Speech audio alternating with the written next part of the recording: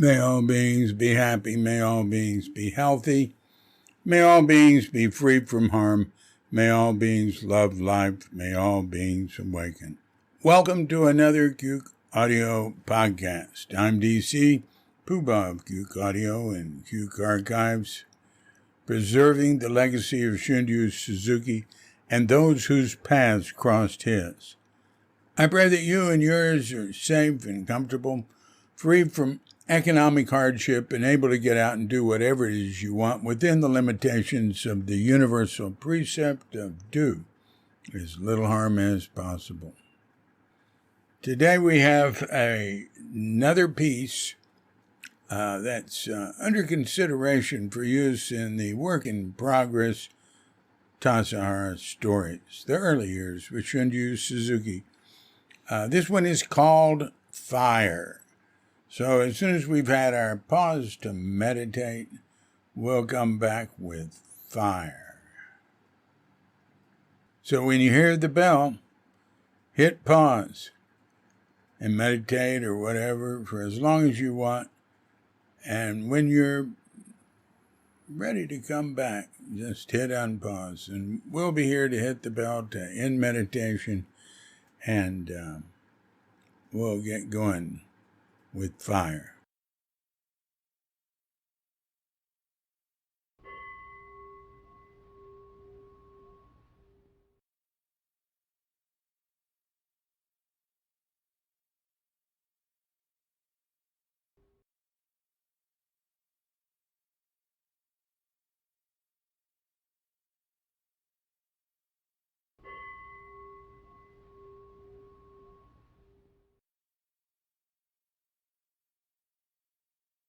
Fire. When Shunryu Suzuki arrived at Tassajara, he'd go straight to the Zendo to offer incense and do bows. He'd do the same thing before leaving. At one such time, after having driven him in, I handed him a lit stick of incense at the altar, and, still holding it, he turned to me and said, "Many temples in Japan have burned down from one stick of incense." Fred Nason had a reputation as being a wise Esalen elder. Like Bill Lambert, he grew up in those parts, knew the forest well, took groups on horseback into the wilderness. His father had sold Church Creek Ranch in 1920 to Bill's father, who sold it back to the Church family, who owned it from 1884 to 1907. Fred married Bill's daughter, Roseanne Marie, in 1951. Fred told me, "My dad bought 2 ranches from Booz. My mom taught him how." Fred said, in 1924, on the 8th of August, a fire started in Kashawa and burned all the way to Indians near the coast, south of Big Sur, down to the coast and back. Burned for 68 days. Hundreds of thousands of acres burned. In 1928, there was the Halleck Fire, Halleck Canyon, where the Zens are. It burned everything again. Then there was nothing around here till the Marble Cone Fire in 77, and then the Kirk Fire in 99. There had been no fires because the forest was overprotected. Seems forgot the Buckeye Fire, which burned 45,000 acres and got to Willow Creek just over the Tony Trail in September of 1970. I was living at Tassajara then and remember all the smoke in the air. It burned a bunch of miner shacks, but also a lot of vegetation, which uncovered other miners' shacks the history buffs didn't know about. And before Fred's time in 1902, Andrew Church's beautiful hand-built Caves Ranch House, as it was called then, burned down. His family had to ride horses out over the trails in their night clothes, his wife clutching her 2-week-old baby. In 1903, a fire started in the Chews Ridge area and raged for 3 months, burning an area a township wide, that's 6 miles, and spread for 15 miles to the coast, where it widened. People in the Carmel area complained that the air was filled with smoke. Andrew Church's new home was threatened, but escaped destruction. Joan Crawford's ex-husband, Philip Terry, had married the widow who'd owned Tassajara for a few years. On September 9th, 1949, he was out and got word there was a fire at Tassajara and drove as fast as he could from Salinas to get there, fearing for the lives of his wife and 3 children. The fire burned the 2-story Sandstone Hotel where the Zendo and Upper Garden are now. It went on to burn 10 of 20 cottages, a shop, and a recreation building. Then it spread up canyon, where it was engaged by 300 firefighters. 40 guests and 22 employees were stranded there. Helicopters were on alert to evacuate, but it wasn't necessary. 2 people were treated for minor burns. The fire was contained in a day. The remaining building stones were bulldozed into the basement by Bill Lambert. When we first made a garden there back in 1967, I remember us digging up one big sandstone block after another. They were used for the deep and wide foundation for the stone-walled kitchen we built. Anna Beck, who owned Tassajara with her late husband Bob from 60 through 66, says she knows of no other fires in that immediate area from the time of the hotel fire. She says that they had a pottery program with kilns down creek by the lower barn, fired so hot that the Forest Service surely would have disapproved. We also had some worrisome incidents. Once in the middle of a frigid winter on a day off, some of us went into the dining room and loaded the stove there with kindling and kept piling it in till it turned red hot. Then the stovepipe turned red hot. The red hotness started traveling up the stovepipe, and we stopped loading the stove and watched nervously as the stovepipe cooled, while one of us kept watch upstairs to make sure nothing started smoldering. There was a long-term compost pile at Grasshopper Flats that caught fire one night in 1972. It was reported by Jed Lindy, who was taking a walk after evening zazen. Alan Block remembers it. He says it was spring, early in the guest season, May or June.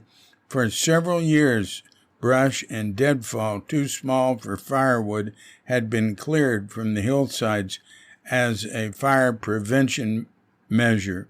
This flammable material was stored in an area surrounded by trees, straight ahead in the flats. Block says there was a lot of cardboard mixed in, which they'd pull out of the pile before it caught fire, and so the water could get to the flames better. Flames which licked the lower branches of the surrounding oaks, catching some of them on fire, which was quickly and barely put out. Students, including David Silva, experienced in forest firefighting, manning hoses from the floating pump, barely kept it from spreading. Students put water on it all night. Diane Goldschlag stuck with it till the fire truck arrived from Carmel Valley in the morning after it was completely out. I heard about it in the city where I was work leader and was relieved that it didn't spread and become a major fire. I was also glad that no one seemed to remember that the long-term compost and placement of it had been my bright idea as Tassajara work leader. Ouch.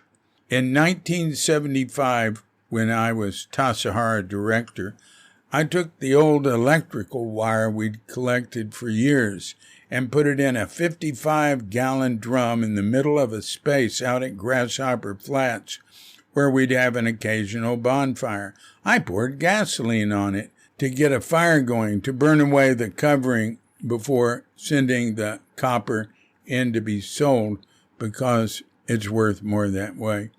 It practically exploded with high flame, and an enormous amount of smoke shot way up. I ran to the office to call the Forest Service right away to let them know there was no forest fire. I walked with a forest ranger who was assessing our firefighting capability and making suggestions. And as we were saying goodbye in front of the old Zendo, he looked around and said, "It's not if you're going to have a fire here, it's when." During that time, there was a fire up by the Wind Caves off the trail on the way to Church Creek Ranch. Fred Tuttle, up at the lookout, saw the first wisps that rose. Firefighters got to it right away and snuffed it out. A careless, illegal camper, they said. Bob Walter, who, due to what I saw as his nonconformity, had been denied a request to return to Tassajara and had been camping up there. He was immediately blamed, but due to blood in his urine, he'd left before that and seen Dr. Winter, who said he had an inflamed prostate. He said all he'd left behind was some toilet paper for the next illegal camper. In 1977, the town trip truck got an engine fire and some shop rags caught fire. Then the biggie came in August, the Marble Cone fire. I got a call about it and drove from Bolinas 5 or 6 hours to Jamesburg, where all the students in Abbott Richard Baker were staying, spread out on the floor of the rooms and the few outbuildings. Tassajara had been completely evacuated. I visited neighbor Danny Werner in nearby Kashawa. He made his hot tub available to the Tassajara evacuees. I went into Tassajara with a group at night to do some preparation, such as getting sprinklers on roofs. On the way in, we stopped to look out over the ridges at the distant approaching fire. Beautiful. A pickup truck was there as well. Some people in our group were suspicious of them. I walked over and said hello. Forest Service truck. There were 2 Forest Service scouts in it who said they were looking for places from which to fight the fire. They didn't know about Tassajara. I urged them to go in with us, and knowing this attempt to get them hooked to us would work better if relating to them included someone else. Introduced Ed Brown, suggesting that he show them around. Urged them to meet Richard Baker on their way out. I said that when I left, he was on the phone to Governor Jerry Brown and General Frank Schober, head of the California National Guard. The 2 scouts did stop by the Jamesburg house and became key allies in helping to protect Tassajara. The relationship was mutually beneficial. I went into Tassajara several times with Baker, who commandeered my car and drove it through areas from which there was fire on both sides. I remember falling asleep and him waking me up saying, "Prepare to go through a wall of flame." I hated to run out on him and my fellow students before the fire got down to Tassajara, but I had arranged to drive 2 4-year-olds, my son Kelly and Ethan Patchell, to Texas, and I didn't feel like they needed more bodies. Ted Marshall was there, and he'd fought forest fires with the Forest Service. Like the 5 monks in 2008, some students went back in with the abbot, Richard Baker. Baker lit the first backfire, and Forest Service crew chief Bob Crew, name freak, lit the second. The fire did arrive there slowly, and Tassajara was prepared. At one point, the road was closed, too much fire to pass. So Baker and a group of students headed out walking to Jamesburg. At one point, Baker said he had a bad feeling and they should all turn around right away and go back. Some wanted to keep going, but Baker insisted. Immediately after they left that area, an airplane carrying out a backburn swooped in and bombed it with something Baker thought might be napalm that made the hillside where they'd been just erupt in flame. In April of 1978, there was the devastating Tassajara Zendo fire, which also took the library, office, food storage area, and a beautiful stained glass window by Robert Quagliata. It started in the middle of a shosan question and answer ceremony in the Zendo. During one of the early questions to Abbot Richard Baker, someone called out, "There seems to be a fire back here." A few seconds later, fire was visible coming up the stairs through the doorway. People exited through the side door to the Zendo. The last ones out got the back of their heads singed. There was no time to get the big, irreplaceable mokugyo or standing taiko drum or the wonderful big brass bowl bell, stone Buddha statue, and many more items. A late-night shopping trip went to an all-night market. The next morning, the shosan ceremony was completed, as well as the closing ceremony to the practice period. Poor Tassajara had been completely unprepared. Alan Block was on the fire crew, and he said he'd impulsively written the abbot a letter earlier saying that Tassajara was not prepared for fire, was not protected, and that something should be done about it. Ted Marshall was the fire marshal, which is only natural, like Major in Catch-22 becoming a major in the Army upon enlisting. Ted said he immediately ran to get a fire extinguisher and was poised over the flame when he was told to drop it and get the fire crew together. He said he regrets having followed that order because he's convinced he could have put it out. Block and others say that they didn't believe that was possible. Block was the person in Choki, sitting up, kneeling, getting ready to ask the next question in the ceremony when the fire was reported, and he says he had the fire hose pointed at it with Jenny Baker assisting, but that no water came out. The pipes had been washed out in the winter's heavy flow of water following the marble cone fire. The fire hose was running through the trees, and there was no pressure. Finally, the floating pump was running and used to save the kitchen, along with help from a few students on the roof cutting away burning shingles. A bucket brigade from the creek and a firewall the county had made us put in a decade earlier. Had a candle been left burning in the Cheat-In candle and incense prep area? Did it come from one of the propane refrigerators?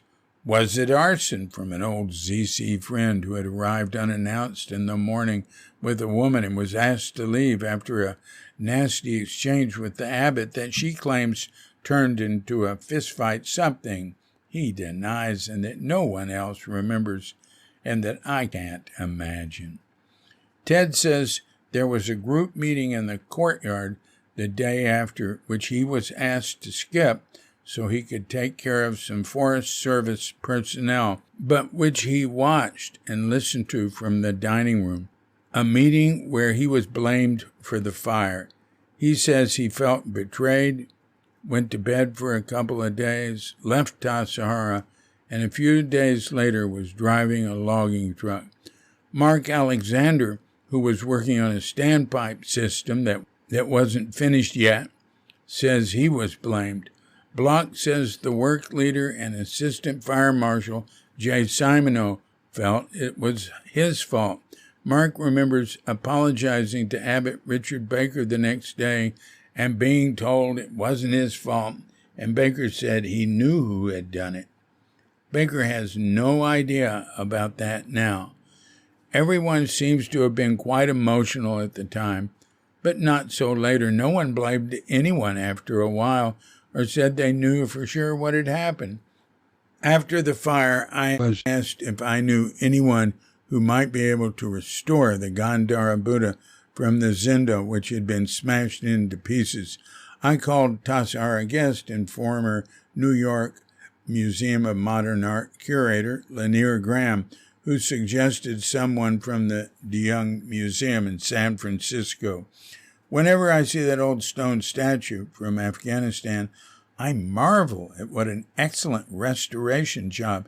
Can't tell it was ever broken into pieces. There was a candle-making operation causing a fire in the early 80s. They said there had been a small fire at Grasshopper Flats in the winter that was related to an ashes spreading ceremony someone was doing.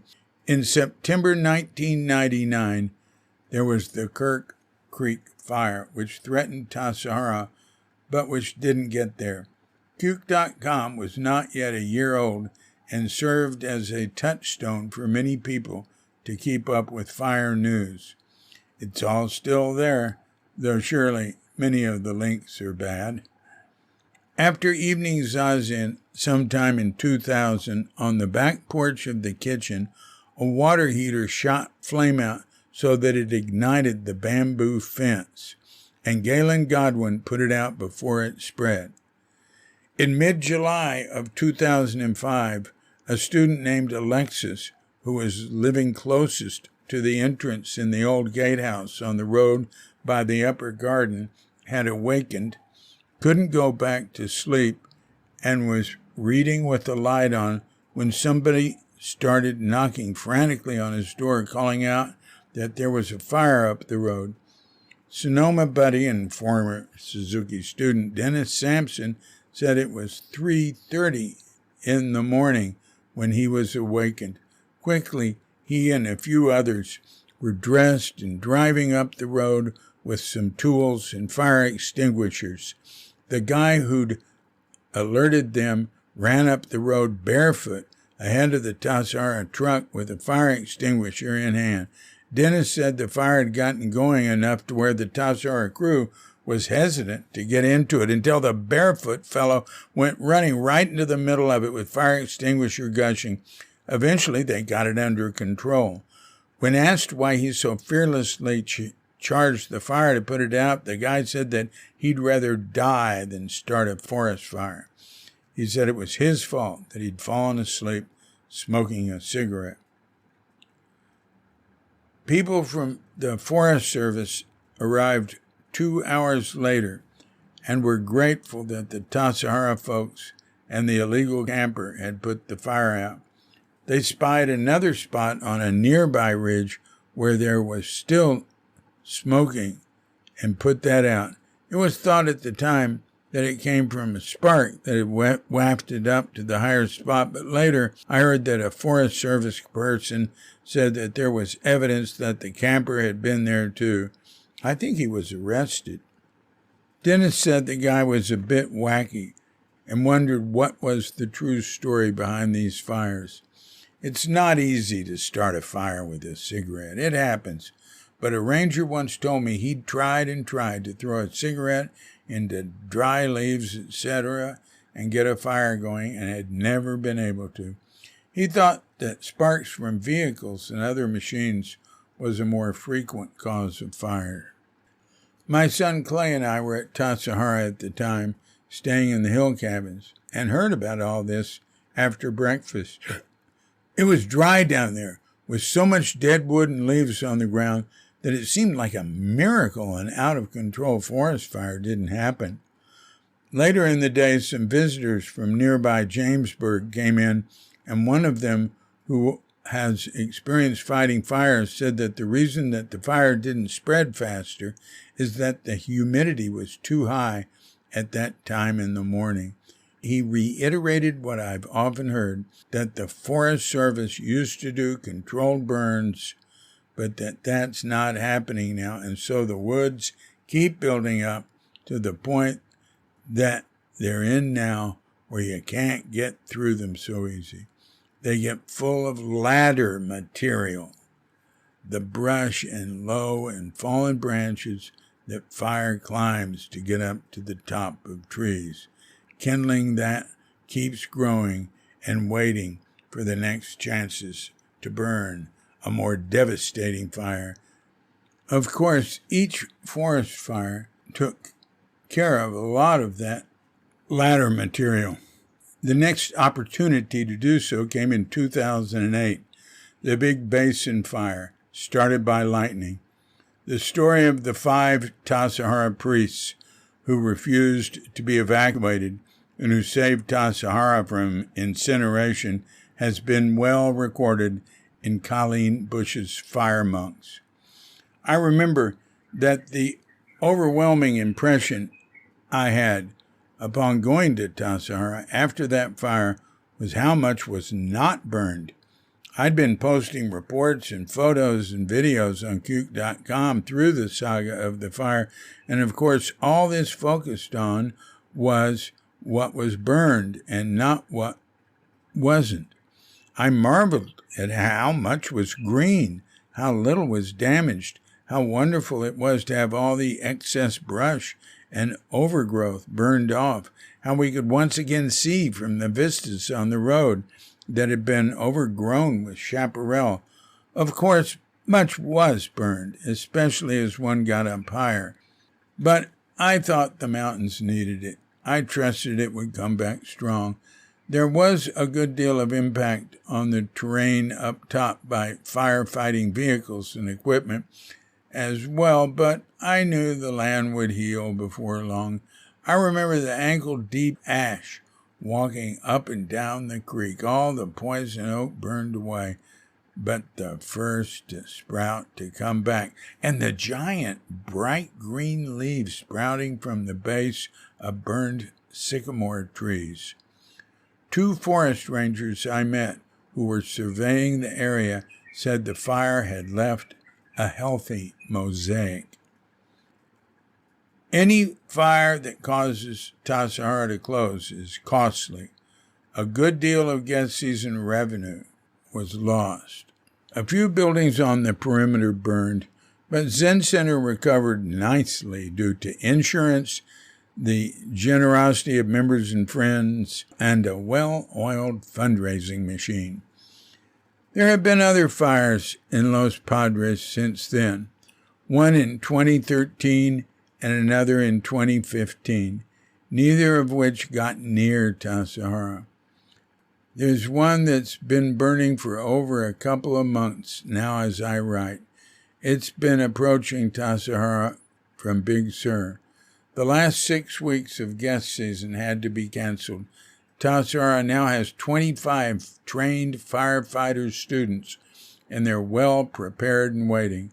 There will surely be more fires in the area since the weather there is getting hotter and drier. California has seen a marked increase in forest fires in recent years. Back in the early 60s, Suzuki gave Graham Petchy a calligraphy that translates, "Be careful with fire." When Suzuki made that comment to me about all the temples burning down from one stick of incense, when we were the only people in the Zendo and getting ready to leave, did we just leave it there burning? I guess so. Unlikely it would fall over, but still, I wonder if they do that now. There's one fire at Tassajara we don't try to put out.